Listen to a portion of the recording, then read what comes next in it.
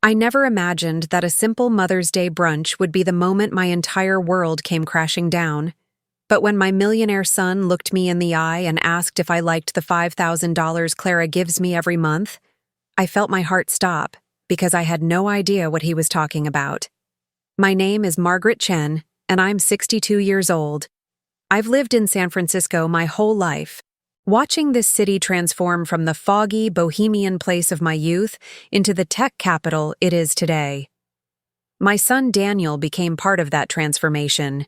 He started a software company in his garage 15 years ago, and by some miracle of timing, talent, and relentless work, it became one of those Silicon Valley success stories you read about in Forbes. He sold it 3 years ago for an amount of money I still can't quite comprehend. My son, my Danny, became a millionaire before he turned 40. But that morning, sitting in the sunlit dining room of his Pacific Heights mansion, I felt like I didn't know him at all. The spring sunshine poured through the floor-to-ceiling windows, illuminating the fresh lilies on the table, the perfectly arranged pastries, the mimosas in crystal flutes. Everything looked beautiful, like a scene from a magazine. Clara, his wife, had outdone herself with the decorations. There were handmade cards from my grandchildren, 7-year-old Sophie and 5-year-old Lucas, both with crayon drawings of me that made my heart swell. It should have been perfect. Daniel had insisted I come for Mother's Day brunch, even though I'd told him I was fine celebrating simply, maybe just a phone call and a quiet day in my small apartment in the Sunset District. But he'd sent a car for me, one of those black luxury sedans that made me feel awkward and out of place. When I arrived, Clara greeted me with her usual polite smile, the kind that never quite reaches her eyes, and ushered me into their dining room where the children immediately tackled me with hugs. We were halfway through brunch, discussing Sophie's upcoming dance recital and Lucas's newfound obsession with dinosaurs, when Daniel suddenly put down his fork and looked at me with an expression I couldn't read. Clara stiffened slightly beside him. I noticed because I'd become good at reading her subtle reactions over the years, the small tells that indicated when she was uncomfortable or annoyed. That's when he asked it, the question that would unravel everything. "Mom, I've been meaning to ask you something. Do you like the $5,000 Clara gives you every month? I want to make sure it's enough. If you need more, just say so. I know San Francisco is expensive." I remember the mimosa glass slipping slightly in my hand, the cold condensation suddenly feeling ice cold against my palm. I looked at him, then at Clara, whose face had gone pale, then back at Daniel. "I'm sorry, what? What $5,000? The confusion on his face mirrored mine. "The monthly allowance. Clara's been giving it to you for the past 2 years. She told me you were too proud to ask me directly, so she arranged it. She said you two had an understanding." The room went completely silent, except for Lucas humming quietly to himself as he colored. Sophie, perceptive child that she was, looked between the adults with worried eyes. I felt my mouth go dry, my mind racing to make sense of what I was hearing. 2 years, $5,000 a month. That was $120,000. Money that was supposed to be mine, but had never reached me. If you're listening to this story and feeling that shock with me, I hope you'll consider subscribing to this channel. We're working toward our goal of 1,000 subscribers, and your support means everything. Just click that subscribe button and join this growing community of people who appreciate real, honest stories. I looked directly at Clara. Her perfectly applied makeup couldn't hide the flush creeping up her neck, the panic flashing in her eyes. "Clara?" My voice came out steadier than I felt. "What is Daniel talking about?" She opened her mouth, closed it, then forced a laugh that sounded hollow in the suddenly tense room.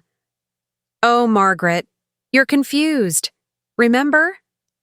We discussed this when Daniel first mentioned wanting to help you out.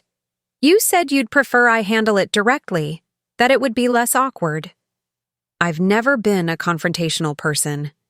Growing up as the daughter of Chinese immigrants in San Francisco, I learned early to keep my head down, work hard, and not make waves.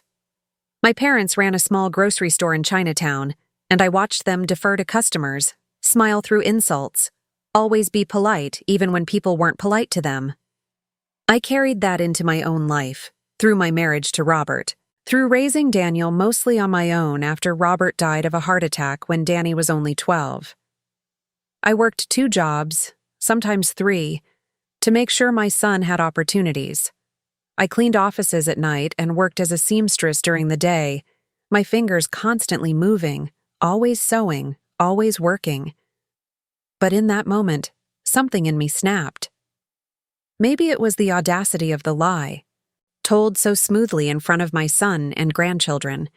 Maybe it was the lay-gee of 2 years of careful distance Clara had maintained, always polite, but never warm, always correct, but never genuine.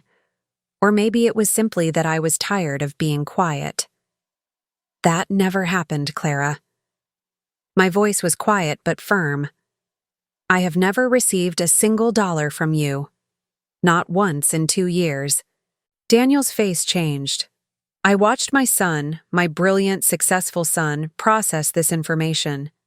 His expression went from confused to disbelieving to something harder, something that reminded me of how he'd looked as a teenager when he caught a friend stealing from our apartment. That's impossible. Clara, you've been telling me for 2 years that you've been helping Mom. I've been transferring the money to you specifically for that purpose. Clara's laugh became more desperate. Daniel, your mother is clearly having memory issues. This is exactly why I didn't want to worry you. She forgets things. She gets confused. I didn't want to alarm you, but maybe we should consider whether she should be living alone. The accusation hung in the air like smoke. She was calling me senile, trying to make me seem like an unreliable narrator of my own life, and I saw, with horrible clarity, that this wasn't a spur-of-the-moment defense. This was calculated. She'd been prepared for this possibility, had her countermove ready. I don't have memory issues. I kept my voice level, even as fury rose in my chest. I'm 62, not 92, and there's nothing wrong with my mind. I volunteer at the library 3 days a week. I tutor ESL students on weekends, and I can recite every birthday and important date for this entire family.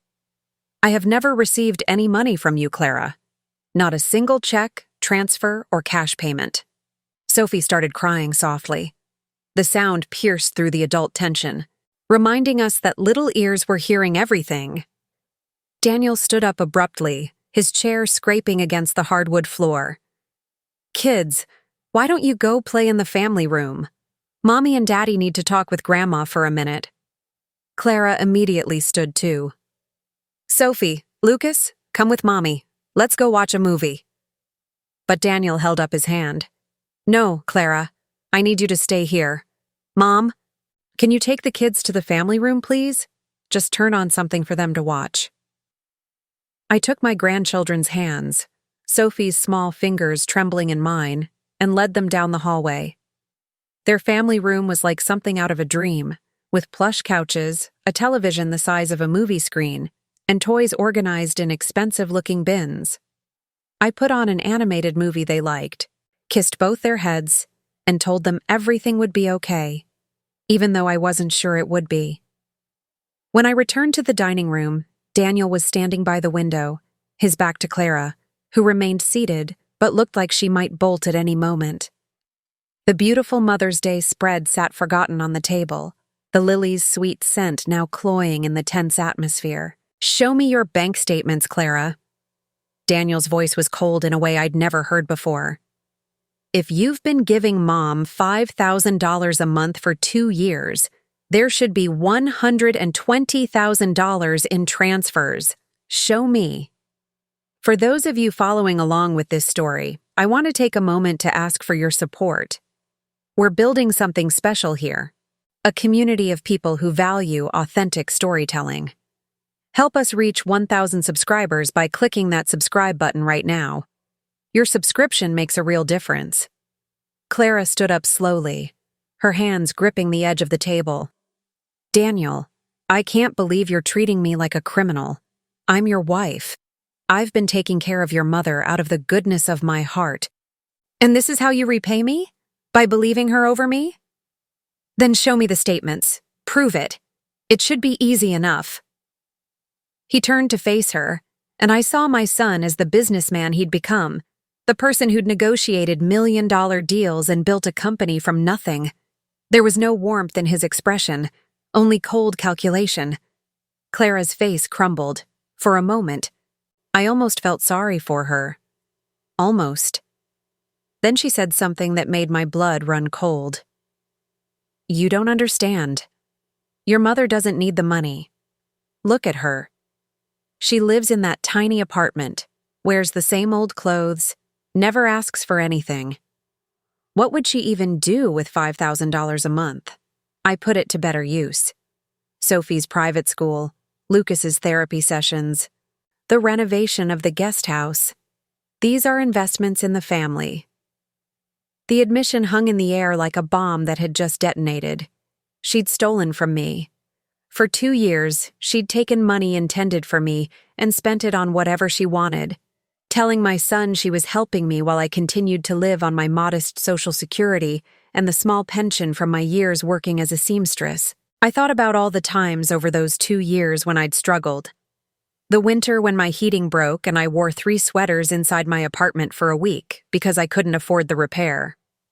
The time I needed a new pair of shoes but waited 2 months because I had to choose between shoes and my blood pressure medication. The guilt I felt when I couldn't give my grandchildren more expensive birthday presents, when I had to tell Daniel I couldn't travel to see him because I couldn't afford the cab fare across the city, let alone a plane ticket anywhere. Get out. Daniel's voice was barely above a whisper, but it cut through the room like a knife. Pack a bag and get out of my house. Clara's eyes widened. Daniel, you can't be serious. I'm your wife. We have children together. You're going to throw away our marriage over money? Over her? She pointed at me with something like disgust. You stole from my mother. For 2 years, you let her struggle while you spent money that was meant to help her. Money I earned. Money I specifically set aside for her because I was worried about her living alone on a fixed income. You looked me in the eye, month after month, and lied to me. You let me believe I was taking care of my mother when she was still worrying about every dollar. His voice rose with each sentence. So, yes, Clara. Pack a bag. Get out. My lawyer will be in touch. And I want to pause here and say something to everyone listening. If this story is resonating with you, if you're invested in what happens next, please take a second to click subscribe. We're so close to hitting 1,000 subscribers, and every single one matters. You clicking that button helps us grow and create more content like this. Clara looked at me then, and the hatred in her eyes was so pure, so undiluted, that I actually took a step back. This is your fault. You couldn't just stay in your place, could you? You had to ruin everything. Daniel was finally mine, finally focused on our family, and you had to worm your way back in. That's when I understood. This wasn't just about money. This had never been just about money. Clara saw me as competition, as someone taking her husband's attention and resources away from her. Every time Daniel called me, every time he invited me over, every expression of love he showed me was something she resented. The money was just a symptom of a deeper jealousy, a possessiveness I hadn't fully recognized until this moment. Leave my mother alone. Daniel stepped between us. I mean it, Clara. Pack a bag and go. You can stay at a hotel until we figure this out, but I want you out. Now. She left. It took her 30 minutes to throw some clothes into a suitcase while I sat in the family room with Sophie and Lucas, both of them sensing something terrible was happening but too young to fully understand. When Clara came to say goodbye to them, she was crying. Her makeup smeared, and she shot me one more poisonous look over their heads before she walked out the door. After she left, Daniel collapsed onto the couch next to me and put his head in his hands. Sophie and Lucas, confused and scared, climbed into our laps. I held Lucas while Daniel held Sophie, and we sat there in silence for a long time, the animated movie playing unwatched on the giant screen. I'm so sorry, Mom. Daniel's voice was muffled. I should have checked. I should have called you, asked you directly. I just trusted her. I thought she was helping. I stroked Lucas's hair, feeling his small body warm against mine. You loved her. Love makes us trust. That's not a flaw, Danny. She stole from you, from my mother. How did I marry someone capable of that? That was a question I couldn't answer. How do we ever really know anyone? Clara had seemed fine in the beginning, when she and Daniel first started dating 8 years ago.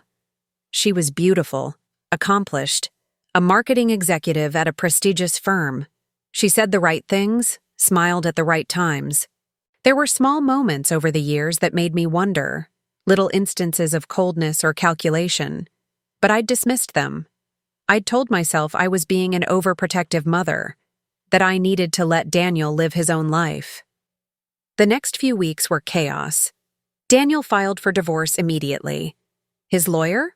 An intimidating woman named Patricia, who worked for one of those big downtown firms with multiple names, told me I could potentially press charges for theft or fraud. Clara's lawyer, equally intimidating, sent letters threatening defamation lawsuits if we made any public accusations. Daniel moved me out of my Sunset District apartment and into his guest house, the one Clara had apparently renovated with my money. It was strange living on my son's property, being surrounded by luxury I'd never imagined for myself. The guest house alone was bigger than any place I'd ever lived, with a full kitchen, 2 bedrooms, a bathroom with a soaking tub, and windows that looked out onto a meticulously landscaped garden. If you're still with me in this story, I want to ask you to do something. Click that subscribe button right now. We're building toward 1,000 subscribers, and you can be part of that milestone. It takes just one click, and it helps this channel grow and reach more people. Sophie and Lucas stayed with Daniel during the week, and Clara had them on weekends per the temporary custody arrangement. Those first few weeks after the separation were hard on the children. Sophie, at 7, understood more than we wanted her to. She asked me once, while I was making her lunch, if it was her fault that Mommy and Daddy weren't together anymore. I knelt down to her level, there in Daniel's massive kitchen with its marble counters and professional appliances, and took her small hands in mine. Sweet girl, this has nothing to do with you or your brother. Sometimes grown-ups make mistakes, and sometimes those mistakes mean they can't be together anymore. But your daddy and I love you more than anything in the world, and so does your mommy. That will never change. She cried into my shoulder, and I held her, this precious child caught in the middle of adult failures.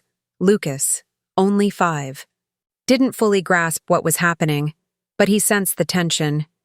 He became clingy, wanting to be held constantly, having nightmares that sent him running to Daniel's room in the middle of the night. I found myself taking on more childcare duties. Daniel had to work, had meetings and obligations, and while he had a nanny who helped during the day, I was there in the mornings and evenings. I made breakfasts and packed lunches, helped with homework, read bedtime stories. In a strange way, I was getting to do what Clara had prevented me from doing before, be fully present in my grandchildren's lives. Clara's parents got involved. They were wealthy, old money from Marin County, and they blamed me entirely for the divorce. Clara's mother, Diane, showed up at the house one afternoon while I was in the garden with the children. She was a tall, thin woman who wore her privilege like armor, and she looked at me like I was something she'd scraped off her shoe. "You should be ashamed of yourself," she said, ignoring Sophie and Lucas entirely. "Destroying a marriage, breaking up a family, all because you're jealous of what Clara built with Daniel." I was pulling weeds from the flower bed, my hands dirty, and I stood up slowly. The fog was rolling in from the ocean, that classic San Francisco afternoon chill that I'd known my whole life. "Your daughter stole $120,000 from me. I didn't destroy anything. She did. That money was in the family either way. Clara used it for family expenses. You're just bitter because you never had anything, and you can't stand to see Clara living well." Sophie started crying. She ran to me and buried her face against my side. That's what made me truly angry, not the insults directed at me, but this woman upsetting my granddaughter. You need to leave. Now. This is Daniel's property, and you're not welcome here. Diane looked like she wanted to say more, but Daniel appeared from the house. He must have seen her car in the driveway. Diane, I've asked you not to come here. If you have something to say, you can have your lawyer contact mine. She left, but not before giving me one more hateful look. After she was gone, Daniel apologized profusely. I told him it wasn't his fault, that he couldn't control what Clara's parents did. But I worried. These were powerful people with powerful connections, and I was just an old seamstress from Chinatown. The divorce proceedings dragged on. Clara's lawyer argued that she'd been a devoted wife, that any financial irregularities were misunderstandings, that Daniel was being manipulated by his overbearing mother. They painted me as the villain, the interfering mother-in-law who couldn't let her son have his own life. I want to pause this story for just a moment and ask something of you, my listeners. If you're finding value in this story, if it's keeping you engaged, please subscribe to this channel. We're working toward 1,000 subscribers, and every subscription brings us closer.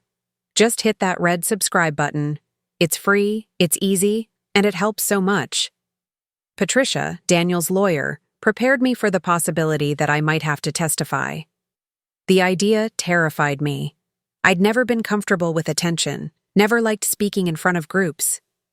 The thought of sitting in a courtroom, being questioned by hostile lawyers while Clara stared at me, made my stomach churn. But I also felt something else. Anger. Not the hot, explosive kind, but something colder and more determined. Clara had stolen from me, lied about me, and was now trying to paint herself as the victim. She'd taken advantage of my son's generosity and my own quiet nature. She'd counted on me being too meek, too traditional, too afraid to make waves. During one of our strategy sessions with Patricia, she asked me about my relationship with Clara over the years.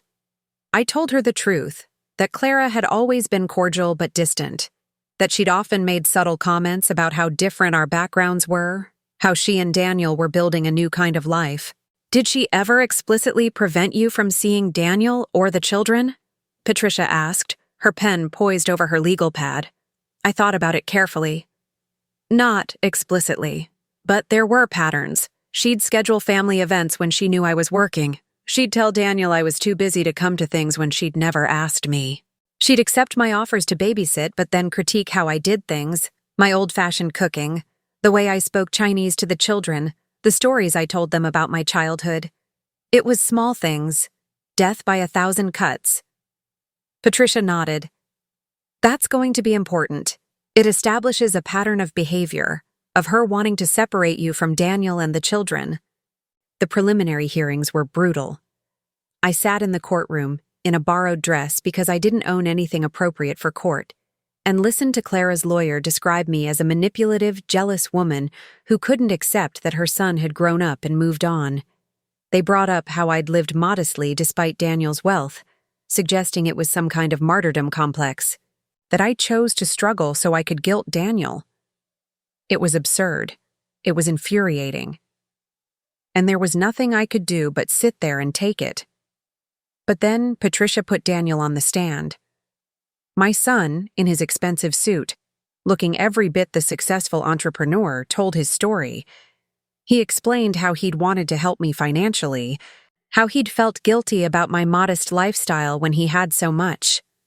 He described the monthly transfers to Clara, $5,000, always with a note saying it was for his mother.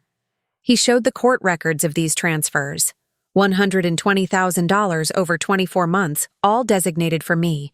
And did you ever verify with your mother directly that she was receiving this money? Clara's lawyer asked, trying to make him look negligent. No, I didn't. I trusted my wife. I believed her when she said she was handling it, that Mom was too proud to take money directly from me. I thought I was respecting my mother's dignity by going through Clara. His voice cracked slightly. That was a mistake. I should have checked. I should have called Mom and asked, but I trusted the woman I married. Then it was Clara's turn on the stand. Patricia was methodical and merciless.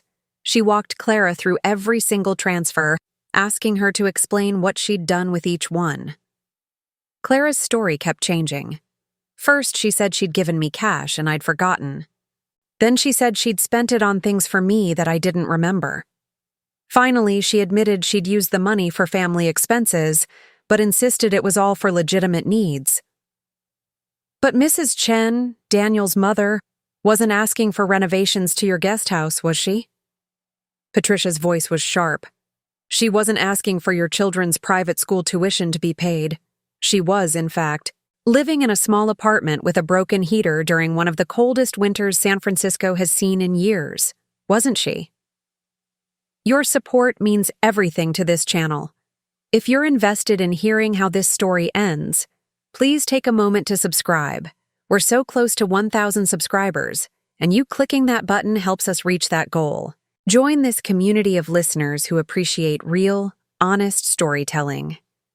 The judge, a stern-looking woman in her 50s, ordered a forensic audit of Clara's accounts. What they found was damning.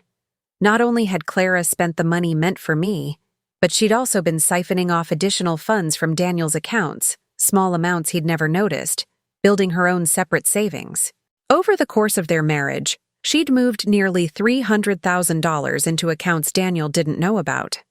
The revelation changed everything. What had started as a divorce over stolen money supporting an elderly parent became a case of long-term financial fraud. The district attorney got involved, asking if I wanted to press criminal charges. I sat in Patricia's office, in a leather chair that probably cost more than a month of my old rent, and tried to process the question. Did I want to send my grandchildren's mother to prison? Did I want Sophie and Lucas to visit their mother behind glass, talking through phones?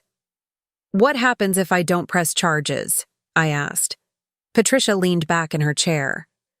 The DA might still pursue it based on the fraud against Daniel, but they'd likely offer a plea deal. Clara would probably get probation, community service, maybe some fines. If you do press charges, they'll have a stronger case, and she could face actual jail time. I thought about Clara's face that Mother's Day, the panic and the hatred. I thought about her parents, Diane's contempt and superiority. I thought about Sophie and Lucas and how they'd already been through so much. I don't want her to go to prison, not for the children's sake, but I want her to pay me back, every dollar. Patricia nodded. We can make that part of the settlement. The final divorce decree was signed on a foggy September afternoon. Daniel got primary custody of Sophie and Lucas, with Clara having supervised visitation until she completed a course of therapy and financial counseling. She was ordered to pay back the $120,000 she'd stolen from me, plus interest, in monthly installments over 10 years. The additional money she'd hidden from Daniel was to be split, with her keeping half as part of the overall asset division, but the other half going into a trust for Sophie and Lucas. I never got an apology from Clara. Not directly. Her lawyer read a prepared statement at the final hearing, something about regret and poor judgment. But Clara herself wouldn't look at me. What I did get was closure, and something else I hadn't expected. The forensic accountants had found that some of the money Clara spent from my allowance had gone to jewelry. Expensive jewelry she'd bought online and had shipped to a P.O. box Daniel didn't know about. The court ordered her to return it as part of the restitution. There were 3 pieces: a diamond bracelet, a pearl necklace, and a jade pendant. The jade pendant was particularly beautiful, deep green with gold filigree, traditional Chinese style. When Patricia gave them to me in a small velvet box, I held the jade and thought about my mother. My mother died when I was 30, years before Daniel's success, before any of this wealth. She'd worked in my father's grocery store every day of her adult life, her hands always busy, always working. She'd owned one piece of jewelry, a small jade ring my father had given her when they got engaged. She'd tried to give it to me before she died, but I'd insisted she be buried with it. This jade pendant, bought with money stolen from me, purchased by a woman who'd held me in contempt, somehow felt like a message from my mother, that I'd survived, that I'd persevered, that I was still standing.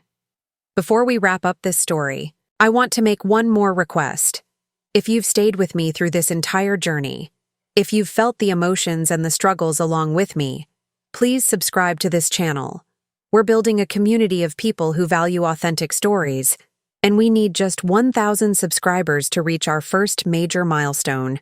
Click that subscribe button now and be part of this growing family. Daniel and I settled into a new routine. I continued living in the guest house, but I paid rent, insisted on it, even though Daniel protested. With Clara's restitution payments and a small increase in my Social Security, I could afford it and still have money left over. Real money, the kind that meant I didn't have to choose between heating and medication, between food and gifts for my grandchildren. Sophie and Lucas adjusted better than I'd feared. Children are resilient in ways adults forget. They still loved their mother, still looked forward to their weekends with her. But they also thrived in the stability Daniel and I provided. Sophie threw herself into ballet, performing in the Nutcracker that winter with such joy it brought tears to my eyes. Lucas, with the help of his therapy sessions, started talking more, opening up about his feelings. One evening, about 6 months after the divorce was finalized, Daniel and I were sitting in his kitchen after putting the children to bed. The house was quiet, just the soft hum of the refrigerator and the distant sound of San Francisco traffic. "Mom, I need to say something." Daniel turned to face me, and I saw my little boy in his face, the child I'd raised alone after Robert died. "I'm sorry. I'm sorry I didn't protect you. I'm sorry I believed Clara without checking. I'm sorry I let you struggle while I had so much." I reached across the table and took his hand. "Danny, you did what you thought was right. You tried to help me in a way that respected what you thought were my wishes. You trusted your wife, which is what you should have done. Clara is the one who betrayed us both. But I should have known. I should have seen what she was." "How?" "She was good at hiding it. She was good at playing a role." I squeezed his hand. "You gave me the greatest gift of my life when you were born. You've been a good son. This isn't your fault." We sat there in the expensive kitchen, in the house that represented everything my son had achieved, and for the first time in years, I felt completely at peace.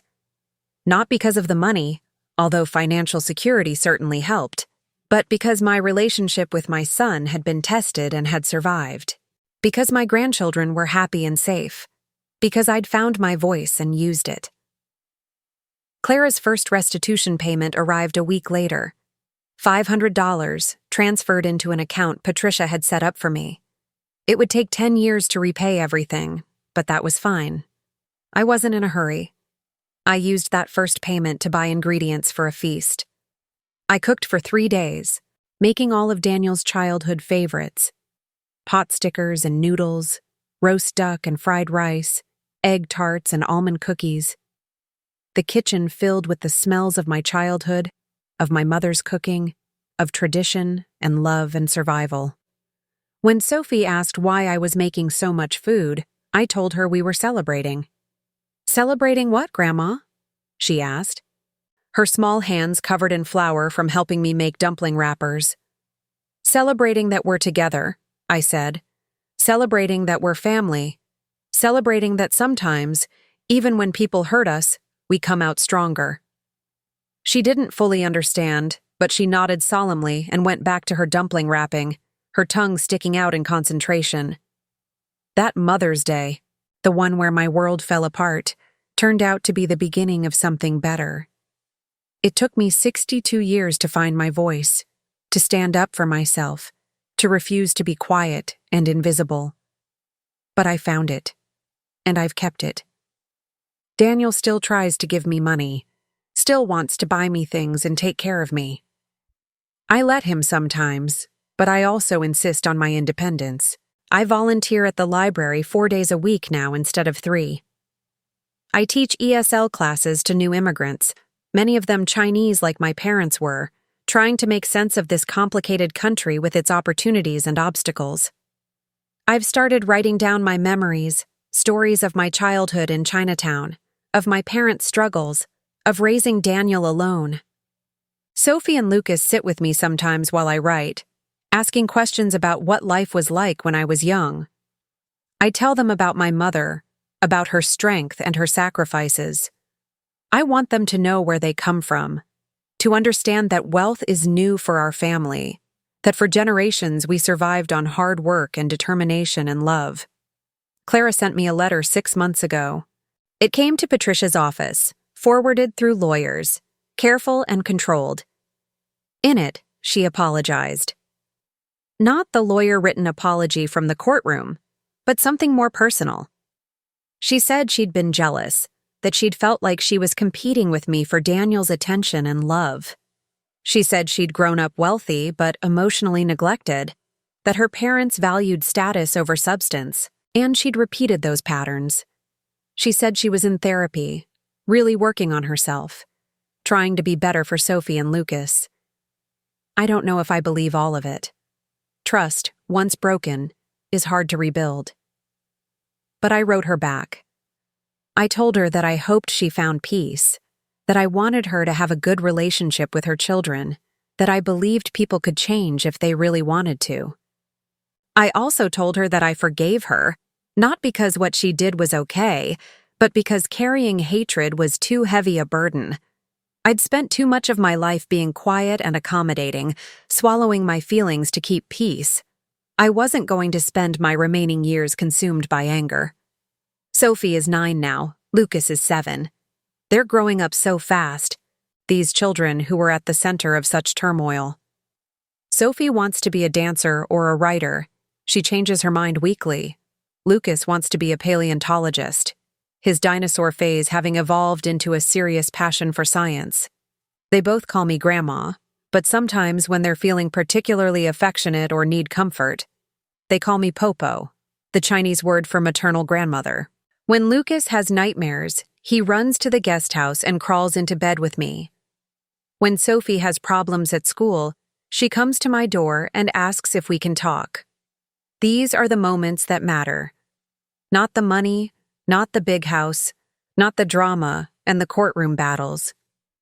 These quiet moments with my grandchildren, teaching them to make pot stickers, telling them stories, being present in their lives in a way Clara tried to prevent.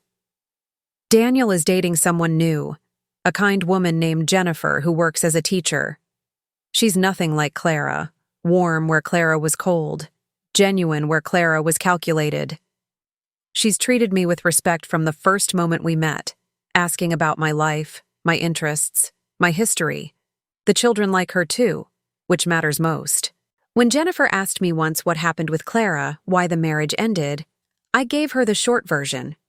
She listened carefully, then said something that struck me. It must have taken a lot of courage to speak up, especially if you're not used to confrontation. I'd never thought of it as courage.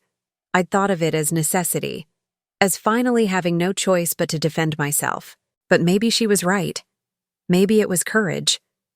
The courage to be heard, to refuse to be erased, to claim my space in my sons' and grandchildren's lives. The jade pendant that came from Clara's stolen jewelry hangs in my bedroom now. I look at it sometimes, this beautiful thing born from ugly circumstances. It reminds me that even when people try to take from us, try to diminish us, try to make us invisible, we can survive and even thrive. My mother used to say something in Cantonese that translates roughly to, "Flexible bamboo survives the storm while rigid tree breaks." I bent for years, flexible to the point of nearly breaking, accommodating Clara's coldness, accepting the scraps of time she allowed me with my family.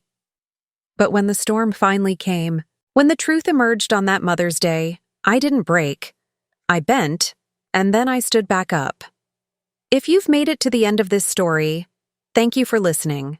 Thank you for being part of this journey with me. If you haven't already subscribed to this channel, I'm asking you one final time to click that subscribe button. Help us reach 1,000 subscribers and build this community of people who appreciate real, honest stories about real life. Your subscription matters, and I'm grateful for each and every one of you. Today is another Mother's Day, the third one since that fateful brunch that changed everything. This morning, Daniel brought Sophie and Lucas to the guest house before I was even fully awake. They burst through the door with handmade cards and a breakfast tray they'd prepared themselves, slightly burnt toast and overly sweet orange juice, but made with so much love I felt my heart might overflow. Daniel stood in the doorway, watching his children climb onto my bed, and I saw moisture in his eyes. Later, after the children ran off to play in the garden, he handed me an envelope. Inside was a check, not from him, but from Clara. The final restitution payment, 9.5 years early. She'd paid off the entire remaining balance in one lump sum. There was a note with it, handwritten this time, not typed by a lawyer.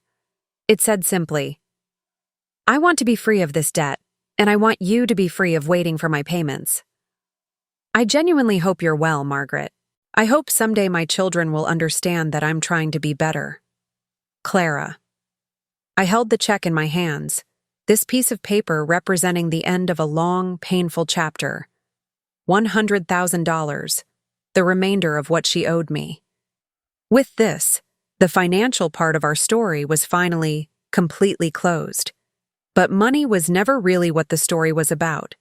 It was about being seen, about being valued, about refusing to disappear just because someone else wanted you to. It was about finding your voice when you've spent a lifetime being quiet, and discovering that speaking up doesn't make you selfish or demanding. It makes you human. I thought about cashing the check immediately, but instead, I drove across the city to my old neighborhood in the Sunset District. The apartment I'd lived in for 30 years had new tenants now, a young family with small children.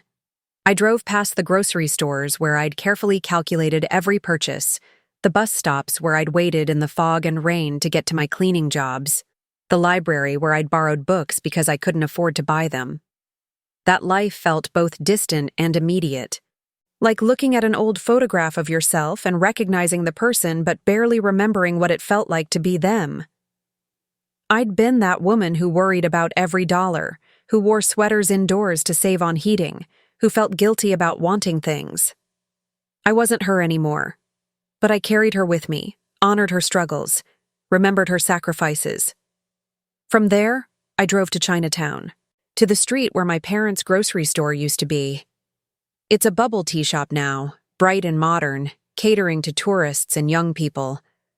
But I stood outside and remembered my mother behind the counter, her hair always in a neat bun, her apron always clean despite the work. I remembered my father hauling boxes, speaking his broken English to customers, always patient, always polite. They'd survived immigration, poverty, discrimination, language barriers. They'd built a life from nothing in a country that often didn't want them.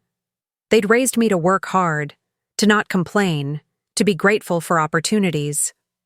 Those lessons had served me well, but they'd also taught me to accept less than I deserved, to not make waves, to put everyone else's comfort before my own dignity.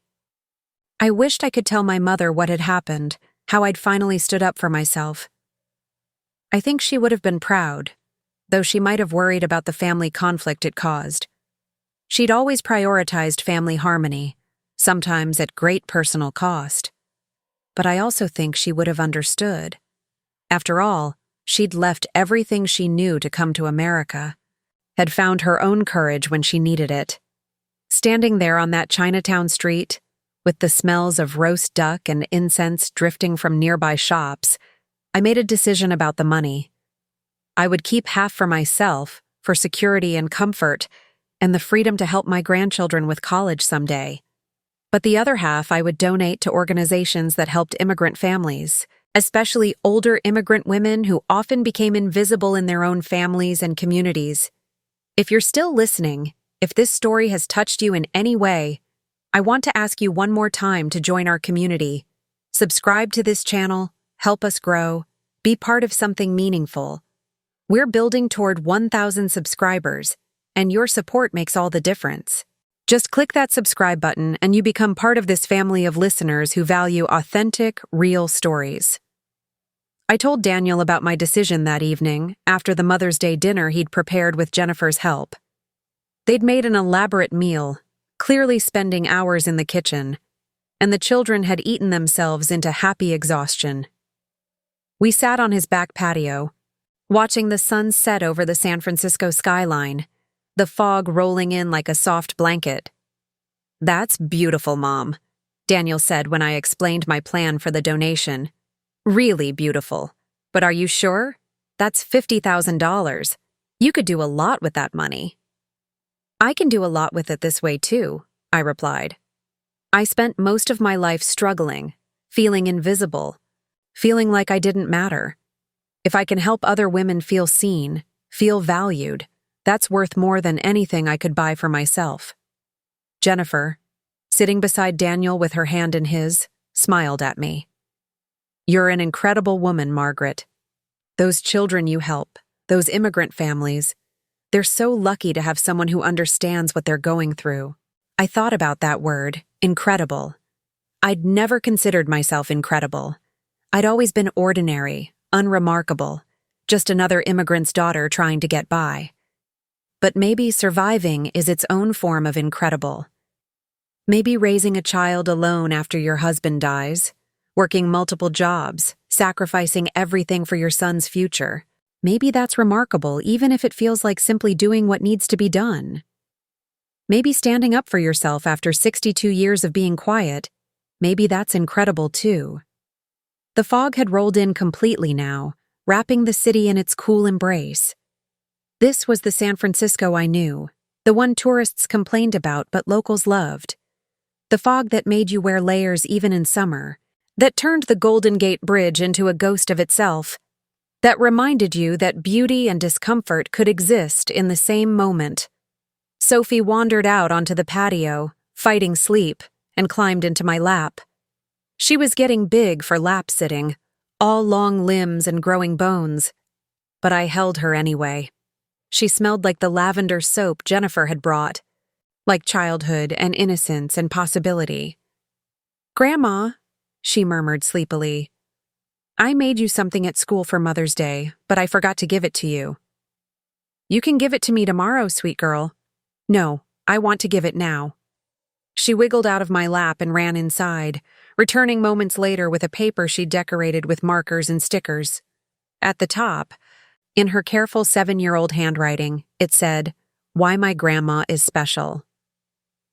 I read it there in the fading light, Daniel turning on the patio lights so I could see.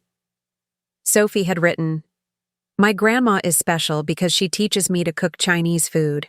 She tells me stories about when she was little. She helps me with my homework. She gives good hugs.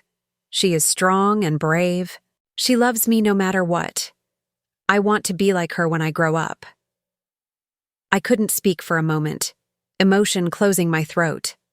All the pain of the past few years, all the humiliation and struggle and courtroom battles, it all faded in the face of those simple words from my granddaughter. I want to be like her when I grow up. "Thank you, Sophie," I managed finally, pulling her back into my arms. "This is the best Mother's Day present anyone has ever given me." She fell asleep there on my lap, and Daniel carefully carried her to bed. When he came back, he sat down beside me and put his arm around my shoulders, something he hadn't done since he was a teenager seeking comfort after a bad day. "She's right, you know," he said quietly. "You are strong and brave." I don't think I really understood that until everything happened with Clara. I always knew you worked hard, sacrificed for me, but I didn't fully grasp the strength that took. And then watching you stand up to Clara, refuse to be bullied or dismissed, speak your truth even when it was uncomfortable, that took a different kind of strength. I was terrified the whole time, I admitted. Every time I had to face her, every time I had to talk to lawyers or sit in that courtroom, I wanted to run away and hide. But you didn't. That's what courage is, Mom. Not the absence of fear, but acting despite it. We sat in comfortable silence, father and son, my child who wasn't a child anymore but a grown man with his own children, his own struggles, his own journey. I thought about the circle of life, how we're all simultaneously children and parents, learning and teaching, being protected and protecting others. Lucas appeared in the doorway, his hair sticking up from sleep. Popo, I had a bad dream. I opened my arms and he came to me, this little boy who called me by the Chinese name for grandmother, who felt safe enough to seek me out in the middle of the night. I held him and hummed a lullaby my mother used to sing to me, the words in Cantonese, the melody ancient and soothing. This, I thought, this is what Clara tried to take from me. These moments of being needed, of being loved, of being grandmother and guardian, and the keeper of stories and traditions. She'd tried to erase me from my own family's story, to make me a footnote, an obligation, someone to be managed rather than cherished. But I was still here, still holding my grandson, still singing songs my mother taught me, still making dumplings and telling stories and being the link between generations, between the old country and the new, between struggle and success, between silence and voice.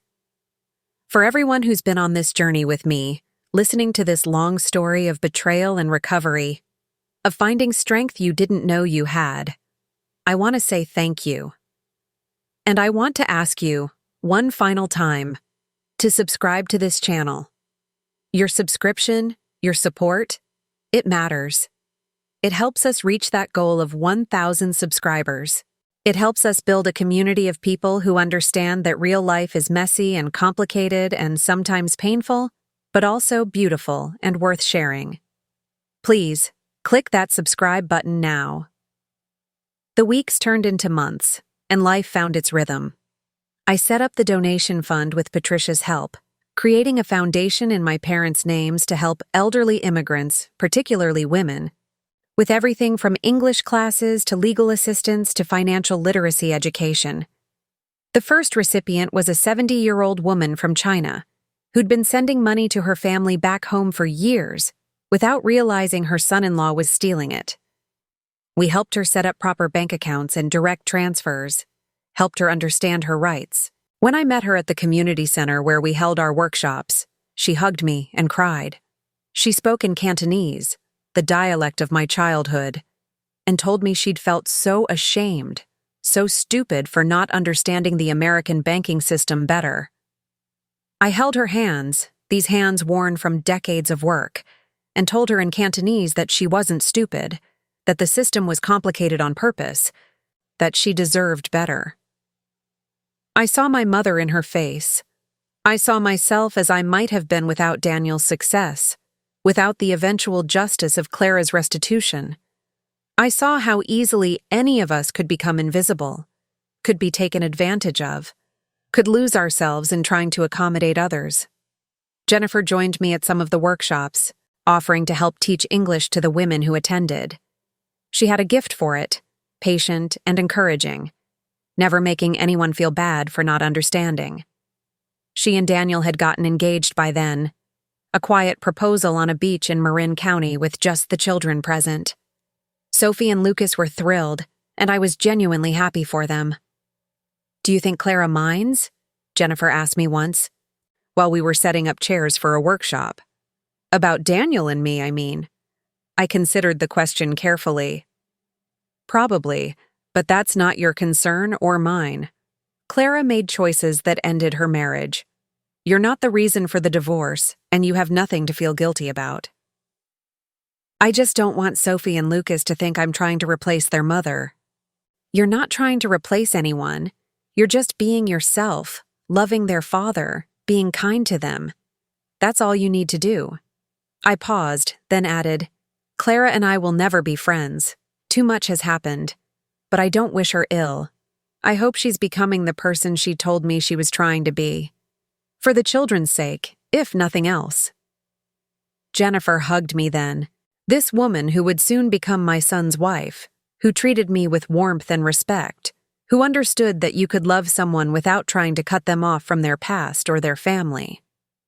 The wedding was small and beautiful, held in Daniel's garden on a rare, sunny San Francisco autumn day. Sophie was the flower girl, Lucas the ring bearer, both of them taking their roles very seriously. Clara was invited to attend, a gesture of goodwill from Daniel, but she declined. Instead, she sent a gift and a note, wishing them happiness. I wore the jade pendant, the one that had come from Clara's theft, transformed now into something I'd reclaimed and made my own.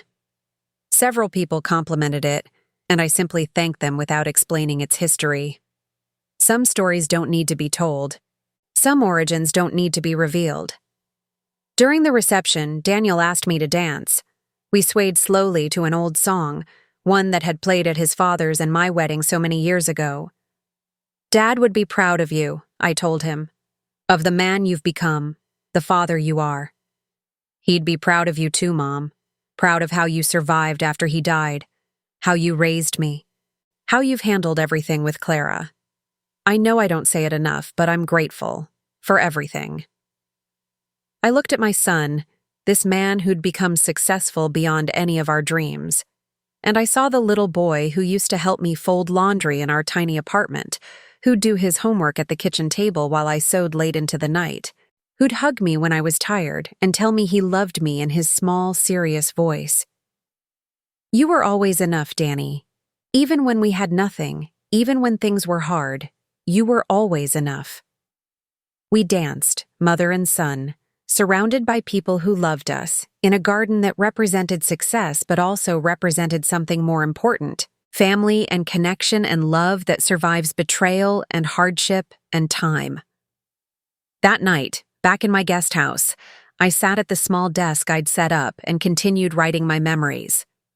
I'd started with my parents' immigration story, but now I was writing about the past 3 years, about Clara and the theft and the courtroom and the aftermath. I was writing it not for publication or for anyone else to read, but for Sophie and Lucas, for when they were older and could understand the complexities of what happened. I wanted them to know the truth, not a sanitized version, but also not a bitter one. I wanted them to understand that their mother had made serious mistakes, but that people are complicated, that we can be both flawed and worthy of love.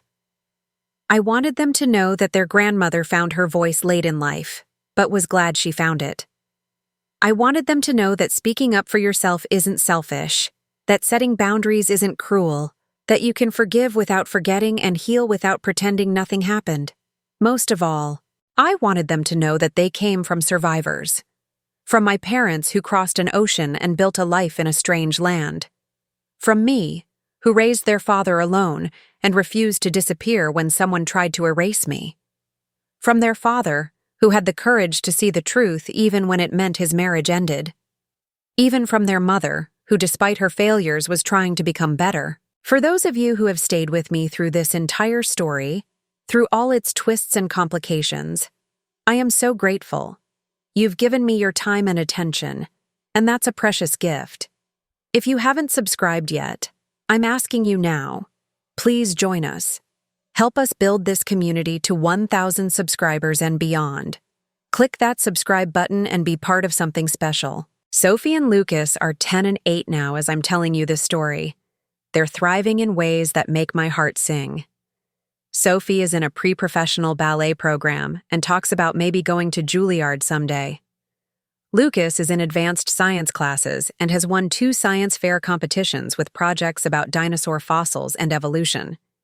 They see Clara regularly now, the supervised visitation having ended once she completed her therapy and counseling.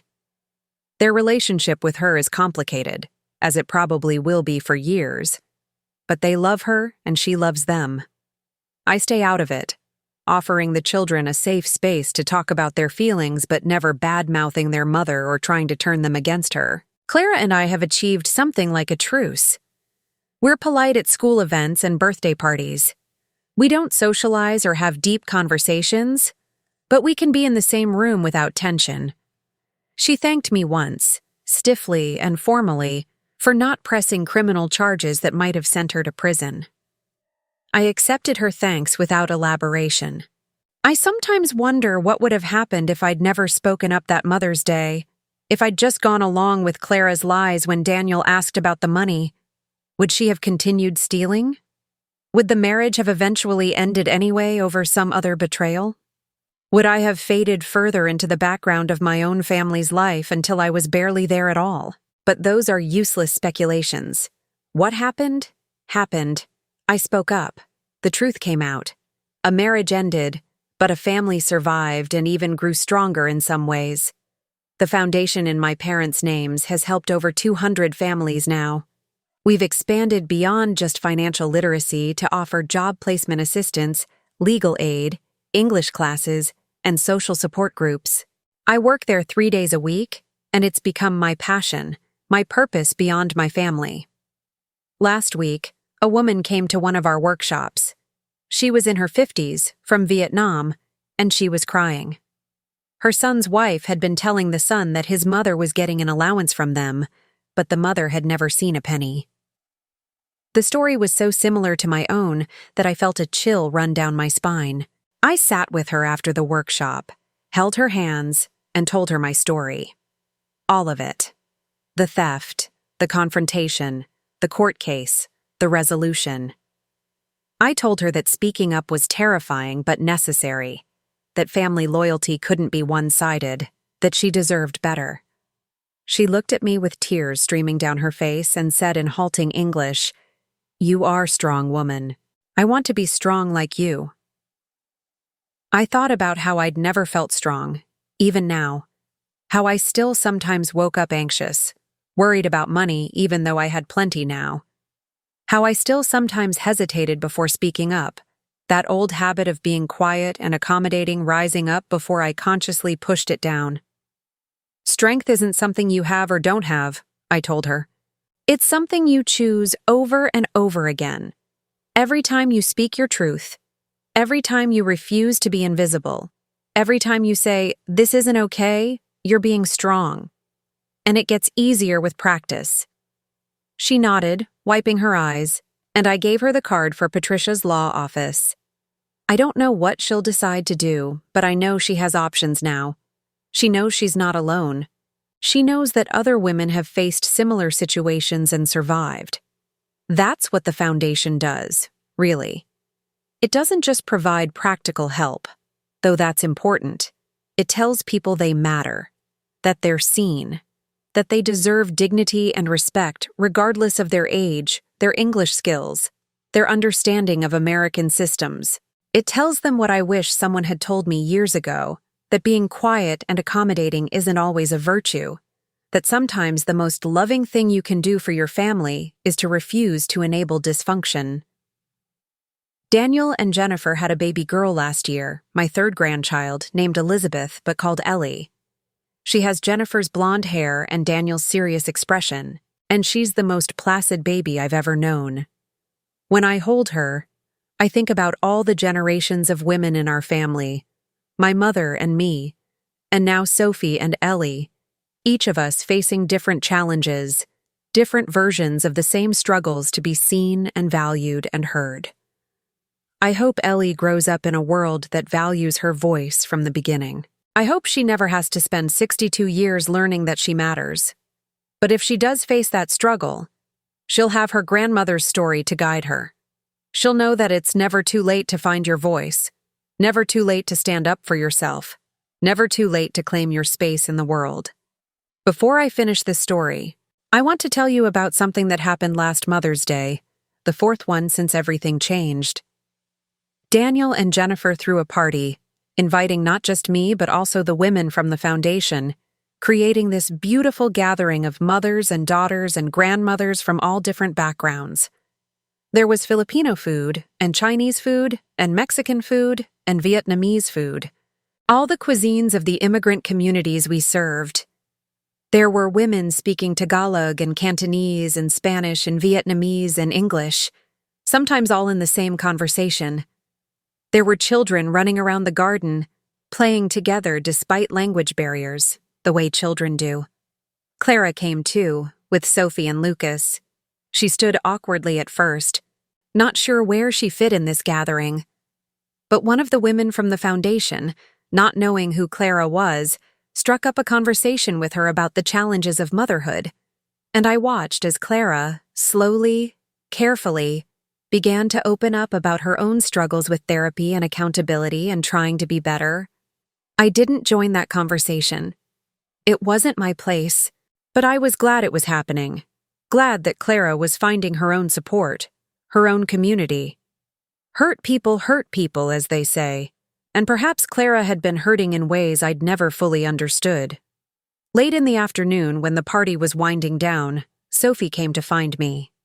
She was 12 now, on the cusp of becoming a teenager, already showing signs of the woman she'd become, tall like her father, graceful from her years of dance training, but with a directness and confidence I recognized as something new in our family line. "Grandma, I have a question." She sat down beside me on the garden bench, in the spot that had become our talking place. "Mrs. Rodriguez was telling me about how you helped her mom with a legal problem. She said you saved her family. I just connected her with the right resources. I didn't save anyone." "But you started the foundation. You help all these people. Why? I mean, I know why it's a good thing to do, but why you specifically?" I looked at this almost teenager, this bright, perceptive child who was old enough now to handle more complicated truths. "Do you remember when your mom and dad got divorced?" She nodded, her expression becoming more guarded. "Yeah, it was really hard. It was hard for everyone. And one of the reasons it happened was because your mom took money that was supposed to be for me and kept it for herself." "I know." Sophie's voice was quiet. "Dad explained it to me last year when I asked. He said Mom made bad choices, but she's trying to do better now." "That's exactly right. And the foundation exists because I went through that experience. I know what it feels like to be invisible in your own family, to have someone take advantage of you because they don't think you'll speak up. So I wanted to help other people, especially older immigrant women like my parents were, to find their voices and protect themselves." Sophie was quiet for a moment, processing. Then she said, "I think I understand. You turned something bad into something good." "I tried to.